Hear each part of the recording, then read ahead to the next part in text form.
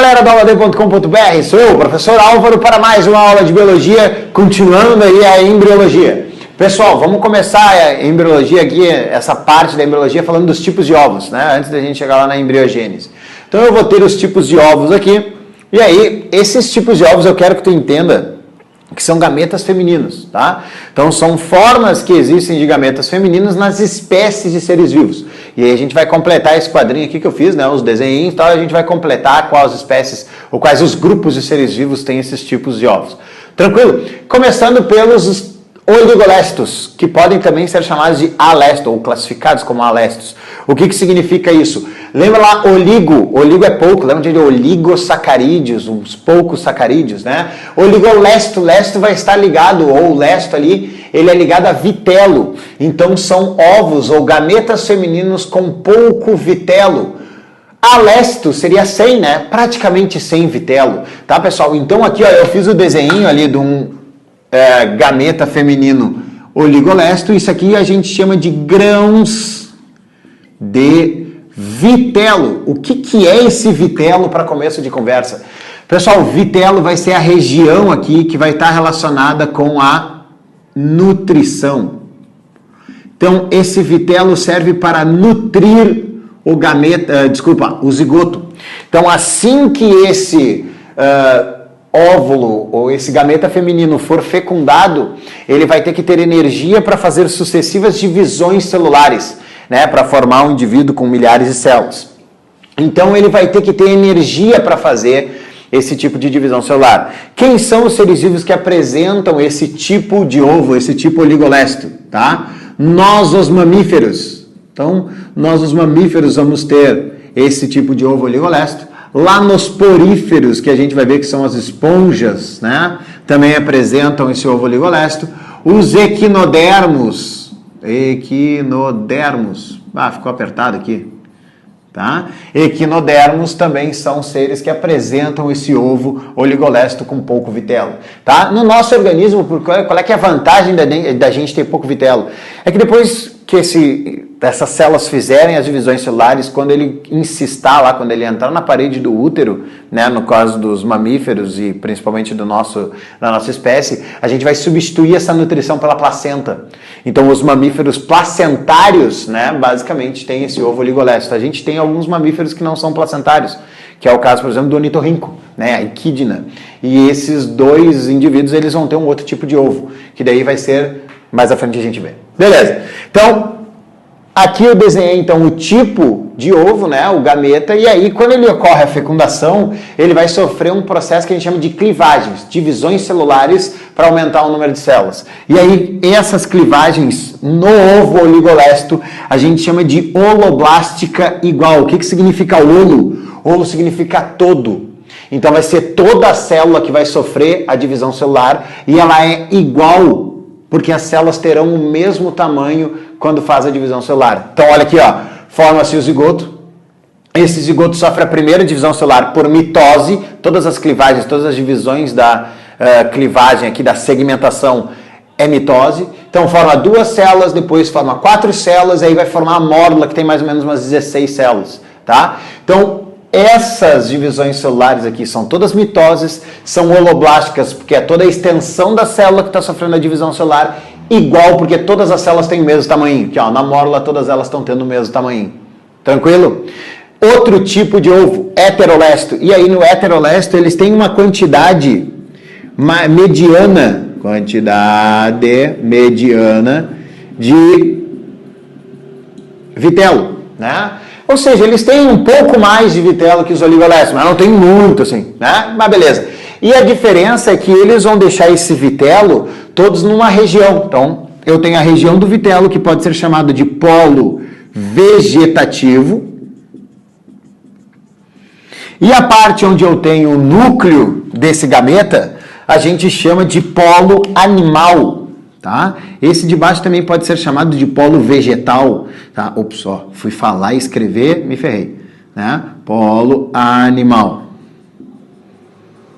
Beleza.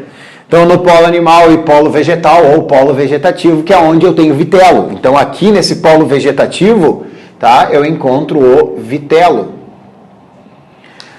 Beleza, e aí como é que serão as divisões, como é que serão as mitoses? As mitoses também serão holoblásticas, ou seja, a célula por inteiro vai participar da divisão celular, porém elas terão tamanhos diferentes. Por quê? Por causa do vitelo. A região onde tem o vitelo, essa divisão vai ser um pouco mais lenta, e aí a célula vai acabar tendo um pouco mais de citoplasma.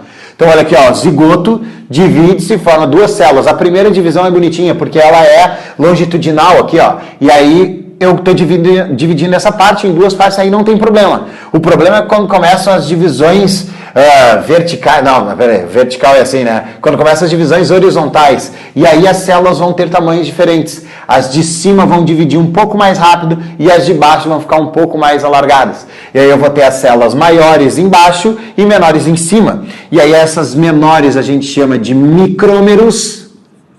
Micrômero. E as de baixo a gente chama de macrômero.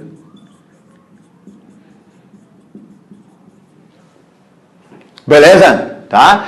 Então, micrômero as de cima, macrômero essas daqui de baixo. Beleza? O ovo telolécito, aí ele é um ovo com muito vitelo. Esse aqui é muito vitelo mesmo. Muito vitelo, assim, demais. Tá?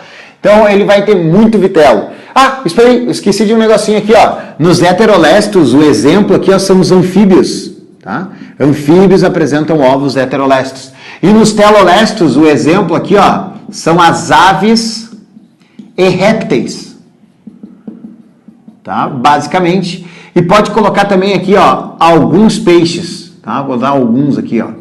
Tá? Tem uns peixes que também apresentam esse tipo de ovo aí, telolésto. O que é o telolésto? Com muito vitelo. Mesma coisa, olha aqui, ó. Um bando de vitelo aqui embaixo e o núcleozinho ali em cima. Mas daí sim é muito vitelo mesmo, hein? Tá? Então aqui é muito vitelo. E aí, o que vai acontecer por eu ter tanto vitelo assim nessa célula? A hora que ela for sofrer as clivagens, por essa quantidade de vitelo que eu tenho aqui, as clivagens vão ficar um pouquinho deficientes. Olha só o que vai acontecer. Vai ser uma clivagem meroblástica. Pessoal, o que é meros? Meros. O que é um polímero? Polímero é uma molécula formada por muitas partes de alguma coisa. Então, por exemplo, o polímero da proteína, a proteína é um polímero, né? Ela tem várias partes de alguma coisa. Então, ela é um polímero de aminoácidos. São várias partes de aminoácidos. Aqui, ó, o meros é partes, então a meroblástica é uma parte da célula que vai fazer a divisão celular. E ela é discoidal, porque ela forma esse disco aqui, ó, que a gente chama de disco embrionário.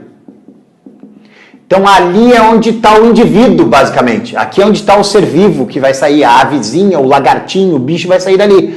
O resto tudo aqui é vitelo, que vai servir para nutrir até a parte embriológica. Quando esse bicho virar um embrião, ele vai estar nutrindo ainda esse indivíduo até o nascimento, até esse bicho sair do ovo. Tranquilo? Então, a clivagem é meroblástica discoidal por causa dessa grande quantidade de vitelo. Que também existe aqui no centrolestos. Também é muito vitelo. Opa, peraí, que isso aqui tem que estar escrito em azul. Eu tenho toque, eu vou apagar. Tá? Aqui. Beleza? Então, ali apresenta muito vitelo. E esse vitelo está todo centralizado. Por isso que a gente chama de centrolesto. Né? Os vitelos todos centralizados ali, tá? Então eu até tinha que tirar um pouquinho desse vitelo, porque ele ficou meio que pela célula inteira, né? Então ele tá meio centralizado aqui, ó. Deixa eu retirar um pouquinho, ó. Então esse vitelo tá todo ali, ó, bem no centro da célula, em voltinha ali do caso do núcleo. Quando ocorre a fecundação, forma-se o zigoto, esse núcleo ele vai acabar dispersando daquele centro celular e aí ele vai ficar por fora. Por isso, ó, meroblástica é só uma parte da célula, não é a célula por inteiro, é só essa parte aqui que está por fora, essa parte mais superficial. Então a gente chama de uma meroblástica superficial porque é só essa parte de fora. A superfície, parte por fora da célula, é quem está fazendo as divisões celulares, que é a parte do núcleo. E aí a gente chama, quer dizer, os indivíduos que são centrolestos, por exemplo, são os artrópodes, né? Os artrópodes, que são lá os insetos, os aracnídeos, os miriápodes, né? Os crustáceos, todos eles são centrolestos. Tranquilo? Então, os centrolestos têm uma divisão também meroblástica, tá? Então, os oligolestos e os heterolestos, oligo, hétero, telocentro, olo, mero, né? Holoblástica, holoblástica, meroblástica e meroblástica, tá? Tranquilo isso daí, pessoal? Espero que vocês tenham entendido. Dá um like aqui no vídeo se tu curtiu. Se tu não curtiu, esquece. Só fecha e vai embora. E inscreva-se no canal. Foi uma alegria imensa, uma satisfação medonha, uma hemorragia de prazer. E até a próxima aula. Tchau, tchau.